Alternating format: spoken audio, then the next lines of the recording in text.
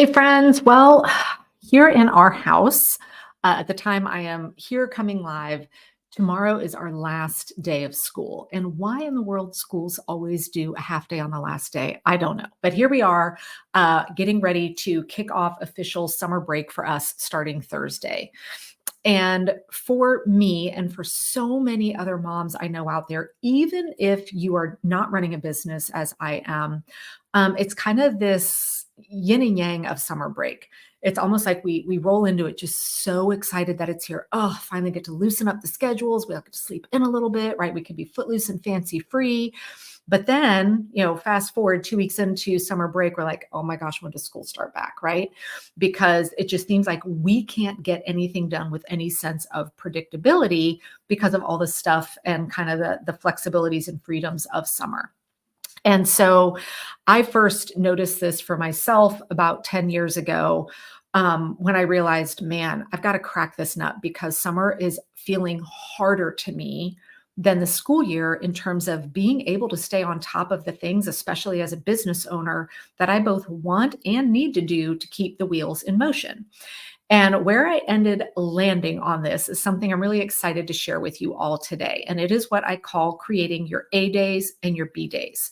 Now, I'm going to be giving an example today of A days and B days, but I want you to understand you might need to create a C day as well, right? So I'm going to show you what I mean by that. And then you will get to take this information and apply it back to your life and your reality and decide how many flavors of days do you need to help you enjoy summer without feeling like everything is falling apart. So, the way that we really work this here in our family is understanding that for us, and I'm talking really the kind of Monday through Friday days where we're home. All right. This does not apply to we are all off on a family vacation. Like that's vacation time. All right. But I'm just talking about the kind of endless days of summer where we're all at home. We wake up, like, what are we doing today? And so for us, there really are two types of days. There are days where we are gone from our home a good portion of the day doing fun summer activities. And it might even be at your house, like maybe you're outside with a sprinkler or something, but it could be, going to the pool for the day or a lake or heading out to a park or, maybe going to a museum, right? So we have days where we're kind of out doing fun things that we enjoy doing versus we have days where we're a little bit more chill at home, right? And that can be for a variety of reasons. Maybe we know if we have a huge day one day that the next day is going to be a good day for us to just kind of like chillax at home. Or it could a lot of times for us be driven by the weather. Maybe when we're looking at the upcoming week, we can see, it looks like there's going to be a lot of thunderstorms Thursday and Friday. So those are going to be days where we might choose to be at home or not, right? Again, the why is totally up to you. And so for us here at our home, we label these A days or B days.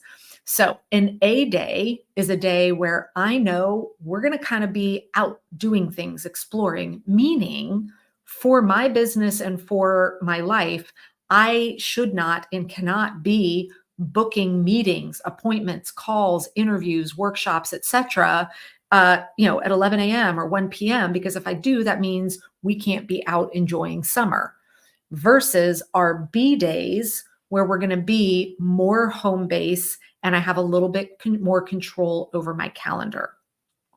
And I'm going to tell you kind of what my A days and what my B days look like here in just a second as it relates to my actual calendar. But here's where this allows us to be flexible and free. I do not at the beginning of the summer map out all, 2.5-ish months of summer right now and predetermine every single day if it's going to be an A day or B day. Because again, part of summer fun is having that flexibility. And a lot of times for us, weather really, really plays into that, right? If it's going to be this gorgeous, beautiful sunny day and we see that coming up, well, we may want to say, let's just go to the pool for the day, right? And have some fun there. So don't think that you need to predetermine what every day is going to be. Now, you may choose to predetermine some in advance because of commitments, right? Maybe you have a day where you've got to take a kid to the dentist and an orthodontist. And so you kind of predetermine this is going to be our, a B day where we're going to be at home, go do a couple of appointments, but we're not kind of waking up and go where the wind takes us. So how this plays into allowing me to stay on top of my calendar, being able to stay productive with the business, knowing that I'm getting the most important things done with predictability and have control over my calendar. So our A days, when we are going to be out and about, means that starting at 10 a.m., my calendar is on lockdown, meaning I'm not allowing anyone to schedule appointments with me after 10 a.m.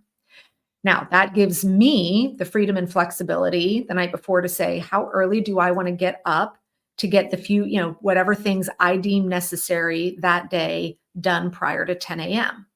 That also means that I can communicate with the family and my daughter, hey, 10 a.m. is when we're going to be ready to hit the road. Now, she might say, let's wait till 11, right? You can build in wiggle room as you need. But what this allows me to do is to proactively block off and say, all right, this is going to be an A day. Well, between, and the way I work it is kind of 10 and 4, my calendar is just blocked. And so that allows me to have time in the morning to sit down and get my focus work done.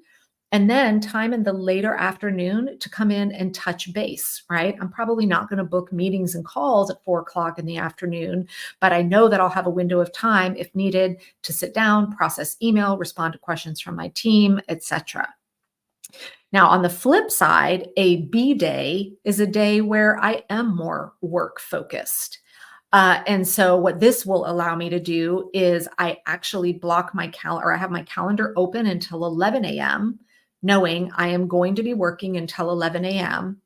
And then from 11 to 3, that kind of core chunk in the afternoon, I will block my calendar, but I'm back to work at 3. So this still gives me the flexibility on those days where I can go do something with my daughter. We can run out. Maybe that's a day where we're going to book appointments. Like, all right, we're going to go knock out the orthodontist at 1 o'clock or go run errands. Maybe the not as much fun summertimey things, but still getting the stuff done, right? And it gives me the ability to get far more things done with work. Now, on those B days that are those days that I focus more as work, that's also an opportunity for me to schedule in things like this, where I know I'm going to be on video and I don't want to be in a bathing suit sweaty with a baseball hat, right? Now, sometimes you guys do see me on video like that because sometimes that's just real life. But what it does is it empowers me at the start of each week to say, what are the things that I need to do? What's the weather looking like? What do we want to do as a family? What do my daughter and I want to do? Because I do kind of take over the primary caregiver role over the summer. My husband has a W-2 job. And so when I'm doing my weekly planning, which is what I teach everyone how to master inside the TOP program, I'm proactively looking at my current commitments, looking at everything that my daughter and I want to do in the weather and kind of figuring out, okay, this week, we're going to have these 2 days that are B days and these 3 days that are A days, or vice versa. It might be a week where we're doing 3 A days and 2 B days.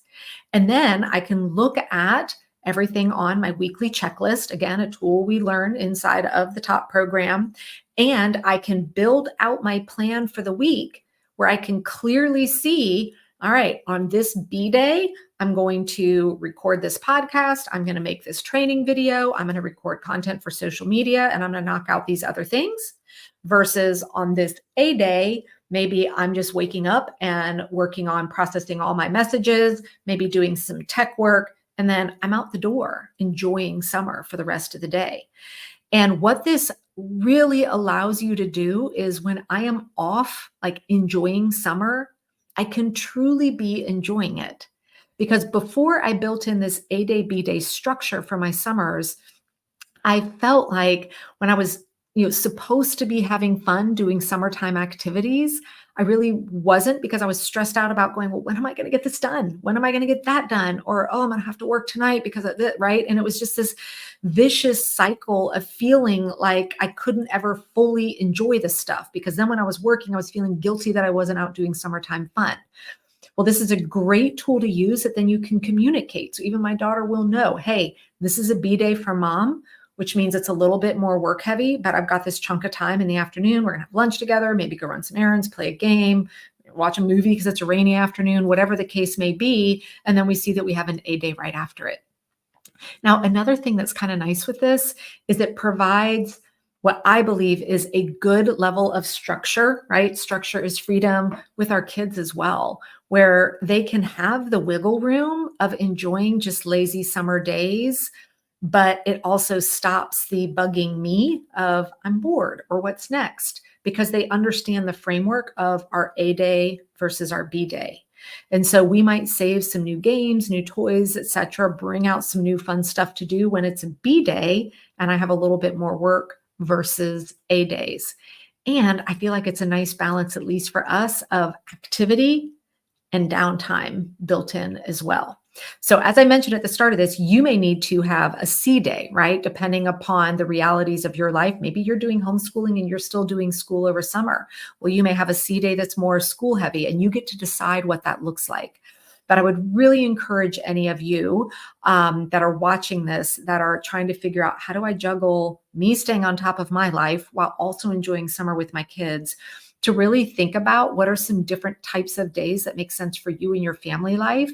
And then involve your kids in that discussion, assuming they're old enough. If they're two, maybe not. But my daughter and I really talked through, and we're still figuring out as we're launching into this new summer, like, what would an A day be like for you? What time would you want to honestly be up and out the door versus not? So that I can take that information, her and I can talk through what a good plan is. And now I get to control my calendar, the schedule, and make sure that I'm getting the most important things done that I both want to and need to in a stress-free way. So happy almost summer break. If you're like me, maybe you're already in the throes of summer break. And I would love for you to share in the comments how many flavors of days you think you might need. Have a great, great rest of your week.